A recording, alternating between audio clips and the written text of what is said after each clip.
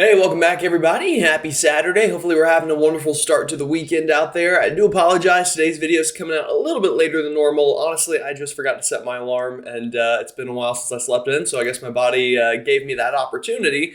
So, again, I do apologize about that, but we do have a good bit to talk about in today's video, especially in the long run. Now, we do have some active weather ongoing currently, but I really think once we get kind of more than 5 or so days out, the pattern is really going to pick up. And we'll see some more stormy activity, and we'll see the tropics probably pick up a little bit as well.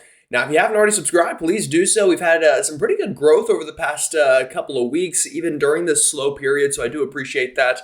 And we're getting into kind of prime time of the year, at least on my channel, as we get closer towards these mid-latitude cyclones and towards wintertime, which is very exciting. And I'm very excited to see the growth that we can manage. So again, if you haven't already joined us by hitting the subscribe button, do so. Hit the bell for the latest notifications, like the video, and comment. Let me know where you're watching from and what weekend plans you have on out there. Alrighty, with that said, let's go ahead and jump on into things. And we're going to start with satellite imagery, as we very often do here. So taking a look at, I guess, really a whole bunch of places on satellite imagery, things over the country, the United States itself, remain relatively quiet. Now, we do have kind of this one front that is passed on through a couple days ago. Actually, let me redraw that. It's really off the Atlantic seaboard at this point. And then we have another front right now that is kind of swinging on through. So we are getting a little bit of a cool down right now, but that is going to bring some showers this afternoon and some snow showers, depending on where you're at here in the east. Other than that, the big story out west is our next storm system that is beginning to work on through here. And you can see that up at the top of your screen here. That is beginning to spin on into that region and is bringing plenty of active weather and will kind of be the start of our pattern change going into the next week or so. You'll also notice some thunderstorm activity picking up back into the areas of Central America there, into the Western Caribbean. That is maybe, I guess, kind of the start of the generalization of active weather in the tropics that we are going to be monitoring. Kind of two areas in the tropics, actually, that have the potential for tropical development over the next 10 days or so. And that'll be the next thing that we go ahead and break down here for you. Now, I do want to preface this by saying from the National Hurricane Center as of this morning, now maybe this changes this afternoon, but right now there are no areas of concern from the NHC here on their kind of chart or graphic here. Again, tropical cyclone activity is not expected over the next 7 days. However, that does not mean that hurricane season is over. Again, I'm still watching the potential here into the Caribbean, as well as into kind of the Southwest Atlantic, really two areas of potential development as we go towards the first week of November. Now, after that, we would definitely be hard-pressed to come by anything else to form, I think. I think that will hopefully kind of wrap up hurricane season, and then we can start focusing on the winter season a little bit more. But again, we're going to have to get through the next week or two before I think we kind of send hurricane season off into the sunset, if you will. Alrighty. So some model guidance here. I'm going to start with the GFS, and the GFS has easily been the most aggressive model. That has not changed from the last video. I know it's starting to sound like Groundhog Day. You wake up, you watch the video, and I say the same thing with the tropics, but it's the truth. We're still kind of just waiting for the models to figure it out, and honestly, they might not figure it out until it's kind of happening. That's kind of what happened with Hurricane Milton. That's what happened with Tropical Storm Nadine a week or two ago. The models, other than the GFS, at least with Nadine, weren't really picking up on anything until it was happening. So that is, again, something that could happen with this scenario as well. But what I will tell you is atmospheric conditions are relatively favorable starting really about a week from right now, or even less than that, really starting about 4 or 5 days from right now through kind of the, first week or so of November. Atmospheric conditions will be favorable over this portion of the Atlantic, specifically the Caribbean and Southwest Atlantic, for some sort of tropical mischief. Now, does that mean we're going to get a hurricane? That is not what that means. Does that mean we're going to get a tropical storm? That is not what that means. What it means is the conditions are there. Will anything take advantage of it? That's the ultimate question. And personally, I do think so. I think we'll get some sort of storm out of this. Now, how strong that storm gets, that's really anybody's guess. But I do think we'll get at least a tropical storm through the first week of November in the Caribbean or the Southwest Atlantic. All right, that's enough of me babbling on. Let's go and take a look at some models. GFS here, this is Halloween afternoon and evening, and very spooky indeed. It does begin to spin up some low pressure, again, in two areas. One, down well into the Caribbean and another into the Southwest Atlantic. where you kind of have one wave that is already going to be entering a favorable environment. Reminds me very much of Milton, actually, in that scenario. And then an area that's kind of more down into the Central American gyre, which is, that one down there that I have circled for you. So what does the GFS do with these areas? Well, it strengthens both of them into a tropical storm. And by the time we get to Saturday, the 2nd of November here, we have, again, kind of two tropical storms competing with each other. And what would probably happen here, honestly, is they would really disrupt each other's development until one kind of took over as the dominant storm. These storms are very close to each other, so kind of their outflows of upper level divergence would lead to, one kind of fighting the other, I guess is the best way to word it. But eventually on the GFS, as we do get 7 to 10 days from now, we do kind of get a dominant storm here in the Caribbean and eventually impacting Hispaniola. Again, during that first week in November, this would be the day before Election Day, at least in the United States, and then kind of spins around a little bit in the long range and, just kind of does some loops. So it's a very real possibility. And again, the GFS has been very consistent that a storm will form. And it has been pretty good this year at doing that in the long run. So we'll watch it. I'll show you the European model as well. The European, not nearly as excited as the GFS, but I will note, does still have this tropical wave in the same location as the GFS here north of Puerto Rico, and does have shower activity down in the Caribbean where the GFS had it. So as much as you're hearing people say that the GFS is on an island by itself, and I'm not disputing that, what I will say is the general idea is there in both models. It's just a matter of which models think the environmental conditions are, favorable enough for these areas to kind of tap into that favorability and form something out of it. That's kind of the bigger question here, I think, not so much will there be some sort of wave or anything like that. And then the European, even in the long run, we do kind of develop that Southwest Atlantic area up near Hispaniola a little bit. Again, very similar to where Hurricane Milton was not too long ago. And this would be Sunday, the 3rd of November. So, just a couple days before Election Day, or about 8 days from right now. Again, trying to form something out there, and then just kind of struggles to really get it into anything big. All right, let's kind of blitz on through the rest of these models really quickly. CMC, again, very similar. We've got two areas of spin here 10 days from now, really starting 7 to 10 days from now. One in the Caribbean, one in the Southwest Atlantic, again, competing with each other, but two areas of spin with the potential to form a storm. So there's another model that shows it. The Icon model, again, same story. I'll show you right here. This is as far out as it goes. This is next Saturday morning, so a week from right now. Again, very similar. One wave here that gets close to developing, and then big general area of spin down into the Caribbean that tries to develop into something. So again, more of the same here. Final model, I'll show you the European AI model, new to the scene this year. And look at this. Again, a week from right now, we've got a full-blown tropical storm here near Hispaniola and Puerto Rico on this model as well. And this kind of gets pulled out generally towards the Bahamas there, and then kind of curves out to sea in the long run and doesn't impact the United States directly outside of Puerto Rico maybe. Again, you're going to hear a lot of there's no signal or anything like that. And again, I'm not saying the signal is very high, but what I will say is I do think something's going to form into the Caribbean here or the Southwest Atlantic, either or. And again, that could just be a tropical depression that lasts for a couple days and then gets shredded apart by wind shear. That could, on an outside chance, be a hurricane. That is also a possibility. We're just going to need more time to really iron out those details. But the general thinking continues here. Relatively favorable conditions for development in the long run. All right, so ensembles here. GFS ensembles, I will add, the GFS is more excited about this Caribbean area than the Southwest Atlantic area. You will notice we do have a little bit of clustering here, and again, I don't know if that's really from cyclogenesis there, or if that's just some of these Caribbean members getting out here and crossing each other. But either way, the GFS has a pretty, defined area of development down here just north of Panama and Costa Rica, and then pulls this northward in many different directions depending on which ensemble you look at. And then would be quite the headache for forecasters here through the Caribbean and even the United States, because obviously if we get some of these members that pull this up near the Gulf, we would probably have bigger problems than these members that kind of pull this out over the islands of Hispaniola and then out to sea. So that's the GFS ensembles. The European ensembles, a lot more underwhelming, but what you'll notice on the European side of things is this kind of bimodal cyclogenesis here. So one here and one here. And the European, I would argue, is actually a little bit more excited about this Southwest Atlantic kind of storm system potential compared to the Caribbean storm system.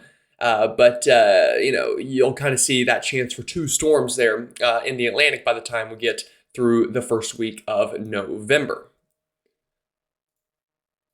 Alrighty, that is the tropics. So let's kind of talk about what's going on right now and then talk about this big pattern change on the horizon. Currently, we do actually have a little bit of rain falling across portions of the country here into the mid-south, Nashville to Memphis, back towards Little Rock. Seeing a couple showers roll on through here for your Saturday kind of first half of the day. And this will be a theme that continues. In fact, we could finally get some rain into the Carolinas this afternoon and evening as all of this kind of generally pivots that way. That combined with a little bit of a backdoor cold front enhancing some lift. Would not be surprised to see some rain from the Charlotte, Greenville, Columbia, all the way back through the PD area of the Carolinas. Now, it's not going to be enough to cause any problems. Luckily, I know a lot of folks in the mountains on edge with any sort of rain. I think at the most, anybody will get us probably half an inch out of this. But definitely could be enough to help, alleviate some of those drought and wildfire concerns that are beginning to build up. Now, it's not going to solve our problems by any means, but any rain helps for sure. All right, moving on up to the northeast, we've actually got a good amount of precipitation falling up here as well. Some of this kind of lake effect over, oh, wow, that is massive, sorry. Some of this is kind of like some lake effect over Lake Ontario. Some of it is kind of just waves of some embedded short waves that are moving on through. But generally speaking, a good amount of precipitation falling up into the northern tier of the northeast and into southeastern Canada. And this could bring some snow this afternoon through the higher terrains of New Hampshire, Vermont, Maine, even some of this probably already falling as snow in these really high elevations. And that could pile up to a couple of inches before all is said and done. Now to the southeast of there through the northeast, all these warnings, advisories, and kind of shaded in areas you see, these are for fire weather hazards through the I-95 corridor from DC all the way up to Boston. So do not burn anything in this area. We've already, unfortunately, had a firefighter lose their life in the state of Connecticut fighting some of these brush fires. So really, again, just do not burn anything if you're in this area. Not a lot of rain coming to you folks, but the winds will pick up because of this front. So you get that wind, you get that dry air behind the front. Really, unfortunately, a recipe for a bit of a spark, if you will, and something could develop into something maybe problematic. All right, out west, quiet right now, but kind of the calm before the storm. You'll notice precipitation beginning in the Pacific Northwest. This is the start of our next storm system. And this next storm system, I think, could be a bit of not a problem, but it could be impactful for some folks. And we've seen some changes in some of the models for folks in the plains. This one looks a little bit snowier maybe than it did a day or two ago. So you folks up in the Dakotas, I'm watching for the potential within the next 5 to 7 days of maybe a couple of inches falling on the ground there. First kind of winter storm, maybe not winter storm for you folks, but first early season winter event outside of the Rockies that we've seen so far this year. So very excited to break that down here for you. But let's talk about today really quick. I just want to show you the overall surface map.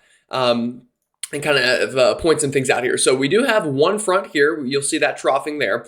We have this big high pressure and then kind of another front that's working in behind this a little bit. And it's kind of really going to be, this front is going to be shaped a little bit more like this. So we're going to get some cold air damming on one side. We're going to get a little bit of some troughing here on this side, as we often see during this sort of setup. But this is kind of what's leading to this rainfall here through the southern tier of the country. At the same time, this big block of cold air in the northeast, this is what's going to lead to that high elevation snowfall and even some of that kind of lake effect, esque, precipitation. In fact, we're even seeing bay effect, if you will, kind of coming off the Hudson Bay here.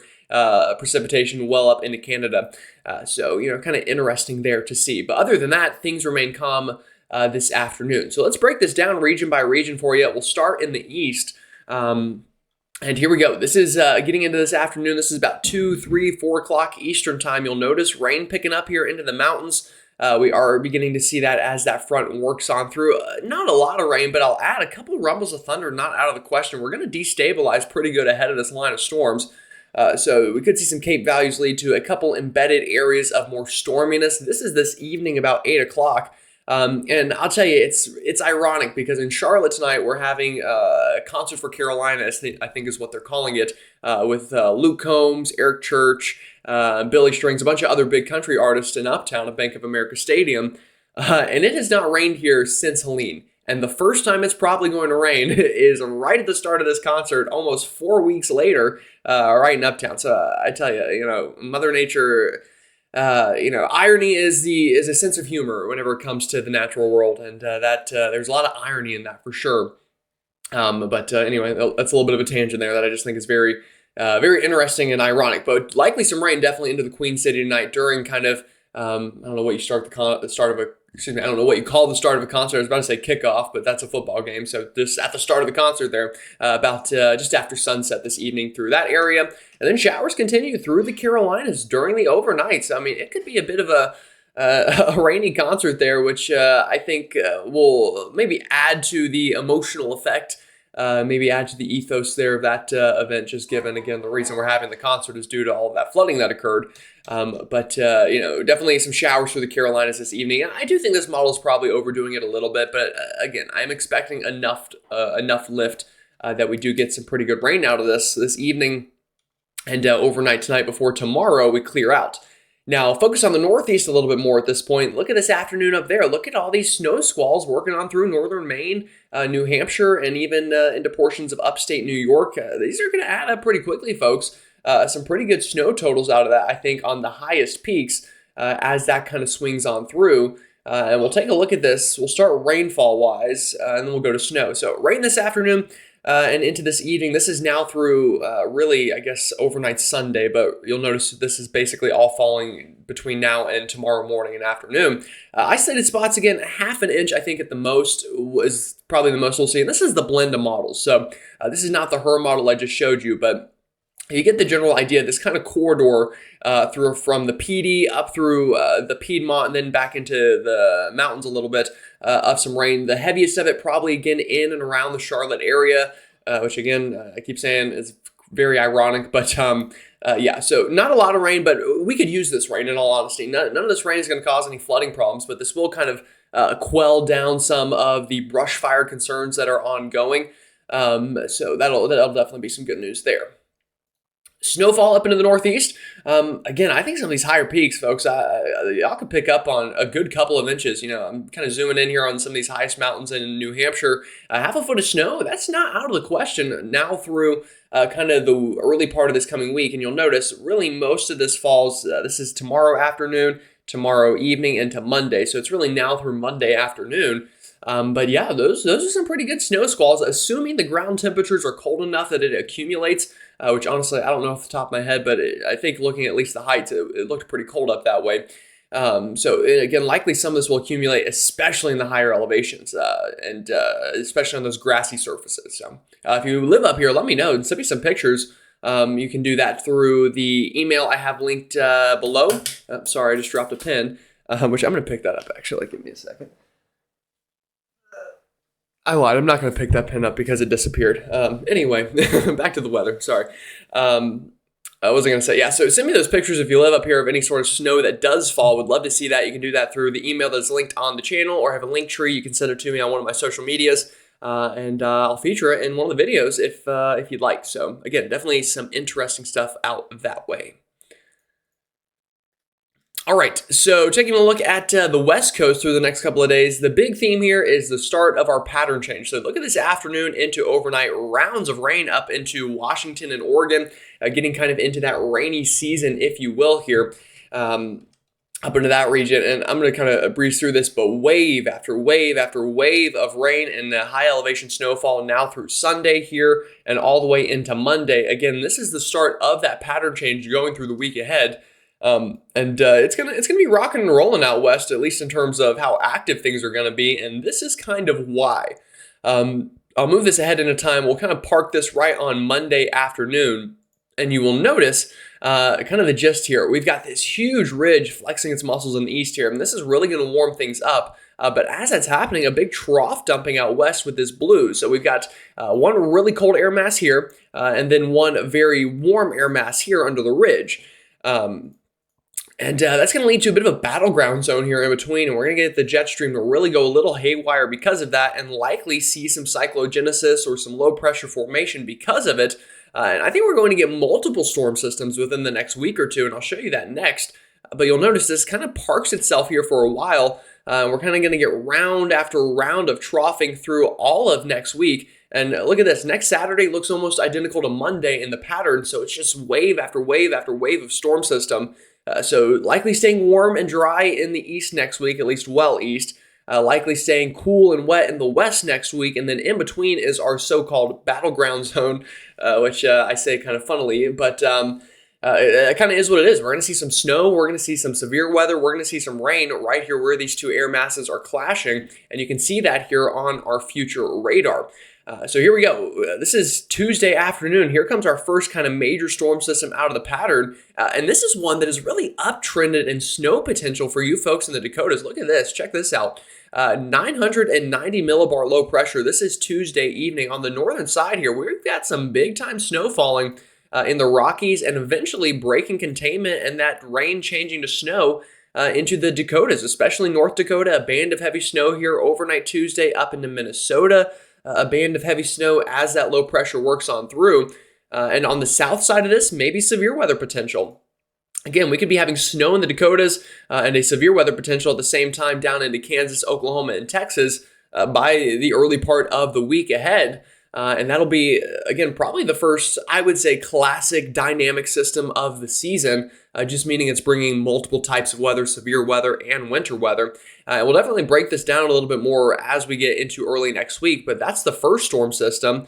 And then behind it, check out this massive front from it. You'll see this big time troughing. We've got this major front trying to cross the country during the middle of next week, bringing a whole lot of rain, maybe a little bit of severe weather, but probably more of a rain threat from that as the low pressure moves well away. And we kind of lose some of the kinematic support. But that moves on through, kind of dies before getting past the Appalachia chain, unfortunately. But, who knows? This has trended a bit stronger, so maybe this brings some rain to the northeast. That would be lovely if it does. This would be right, basically, let's see here. Let me back this up a little bit. This is Halloween afternoon. So, I think well east the I-95 corridor, Halloween still looks good, but you start getting back here into the central part of the country. This is a pretty potent front, folks. Maybe not temperature-wise. It might not bring a huge cool down, but rainfall-wise, there's a lot of lift along this thing. That could, put some dents in that Halloween forecast. And again, we'll dive more into that as we get closer. But definitely need to watch for that. And then check this out. Another storm system forms next weekend off of this same pattern. And this one, again, bringing severe weather and snow with it. And another big-time strong cold front that tries to cross the country here. And then this one, really bombs out in the long run up into Canada. But that's more than 10 days away. But what I really want you to focus on here is the stormy pattern that ensues from this. And this, again, does include the threat of some severe weather. So check out these ingredients for severe weather and kind of how they're going to overlap. Big uptick in severe weather potential. This is Tuesday afternoon through Wednesday. You'll notice, again, Kansas, Oklahoma, down into this region, the chances for severe weather ingredients overlapping are increasing. And again, this is the same time that we're getting snow up into the Dakotas. So talk about a 1-2 punch here. A very dynamic storm out of that. And then that kind of dies down a little bit. And then another flare up next weekend with the next storm system for severe weather potential. So need to watch that. Snowfall, let's take a look at some ensembles. These are the GFS ensembles now through a week from now. So this gets us through the first storm system of next week, not the second one, but the first one. And again, look at this swath of snow showing up into the Dakotas and even up into northern Minnesota. Maybe some snowy ground for Election Day up this way. I mean, the GFS showing potentially a couple of inches accumulating out of this. And this is a big uptick from yesterday's model runs, I will mention. So this is kind of a new idea from the GFS, and it's kind of drug the Euro with it. The Euro has joined a little bit as well here with kind of this swath of snow outside of the Rockies, and then obviously the Rockies themselves. I mean, you folks are just going to get a boatload of snow over the next week or so as all these storms kind of work on through the Rockies with all that cold air that is already in place.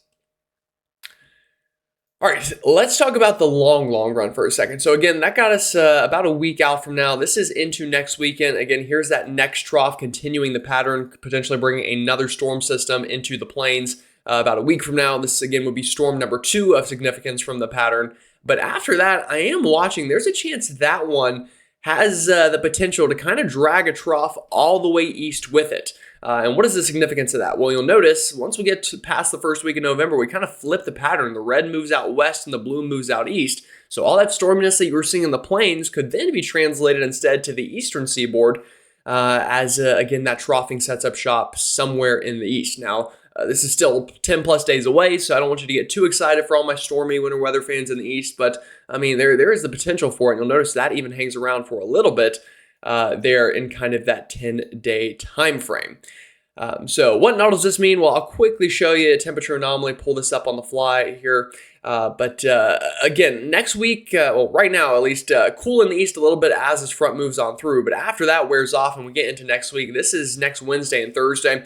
This map does a beautiful job of showing the pattern. Really just this big battleground zone in the middle of the country. This is where we're going to see those storm systems form, where we could see some severe weather as these air masses clash. And then a big warm-up, very warm Halloween, likely for just about everyone here east of the Mississippi, and then much chillier, dreary, spooky, if you will, maybe some fog out west for that Halloween forecast. And then after that, again, I think maybe 10 or so days from now, we get that front that could maybe finally cross the country as a whole. Again, you'll notice one quick cool down, then it warms up again. And then a more significant cool down, maybe again here 10 to 15 days from now. It's out there for sure, but we'll watch it and we'll see. But really, I think right now the bigger focus will be on the storm systems next week and then whatever happens in the tropics. So that's all I got for you. Again, I do apologize, a little bit of a later video today. Hopefully you can forgive me and understand I was a bit tired and forgot to set that alarm. So with that said, y'all have a wonderful rest of your Saturday. Yes. And stay safe out there, and I'll see you all tomorrow.